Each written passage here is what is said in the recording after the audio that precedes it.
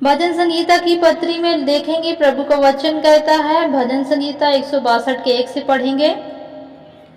यहाँ प्रभु के वचन को यदि हम सुनेंगे, विश्वास करेंगे तो प्रभु का वचन कहता है, सचमुच मैं चुपचाप होकर परमेश्वर की ओर मन लगाया हूँ।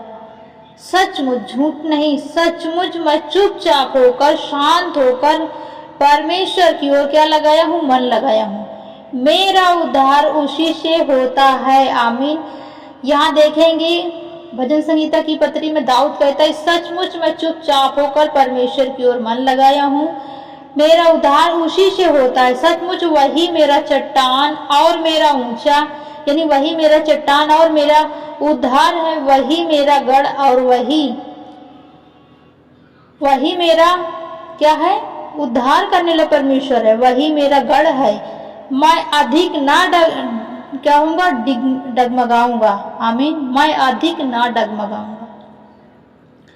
किस पर भरोसा है? परमेश्वर पर। 3 पढ़ेंगे। तुम कब तक एक पुरुष पर घात करते रहोगे कि सब मिलकर उसका घात, क्यों ना सब मिलकर उसका घात करें? वह तो झुकी हुई घातियों को गिराते हुए बाड़े के समान है।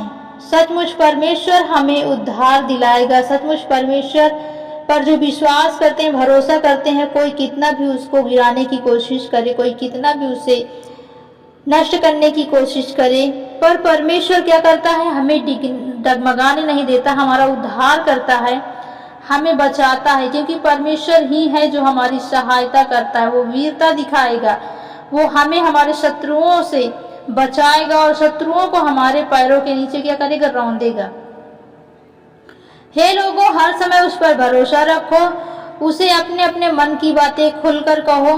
परमेश्वर हमारा शरण स्थान है। हे लोगों, यहाँ दाऊद कहता है, हे लोगों, अपने अपने मन की बातें क्या कहो? खुलकर कहो, ताकि परमेश्वर से जब हम अच्छे मन के साथ हिचकिचाएंगे नहीं और अपने दिल की बात हम प्रभु के सामने रखेंगे, तो प्रभु हमारे दिल की बातों को सुनकर, हमारे मन की बातों को सुनकर हमारे जीवन से जो भी समस्याएं हैं, जो भी मुसीबतें हैं, जो भी प्रॉब्लमें हैं, उन सभी को खत्म करेगा।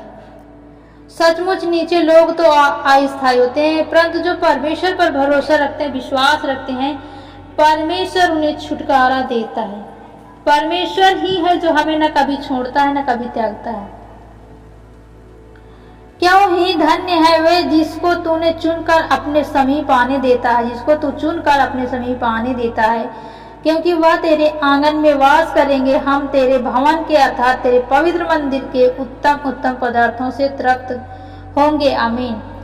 उत्तम उत्तम पदार्थों से क्या होंगे? तृप्त होंगे। कब? जब हम प्रभु पर विश्वास करेंगे, भरोसा करेंगे, उसके वचन के अनुसार चलेंगे। वो अपने वचन के द्वारा क्या करेगा? हमारी मदद करेगा।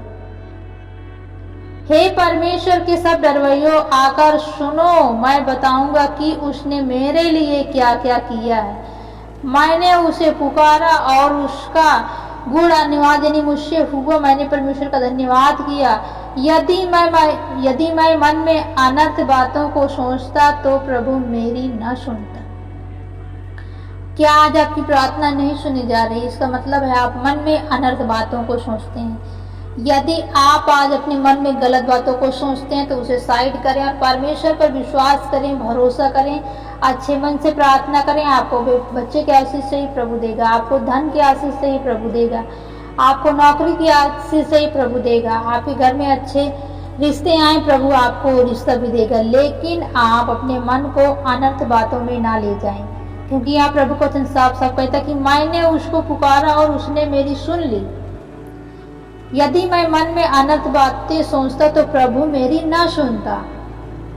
आप यहाँ साफ साफ सीख सकते हैं, साफ साफ प्रभु का वचन बता रहा भजन संगीता की पत्री में कि यदि मैं अनर्थ बातें मन में सोचता, अनर्थ बातें सोचता, तो परमेश्वर मेरी नहीं सुनता, प्रभु मेरी नहीं सुनता।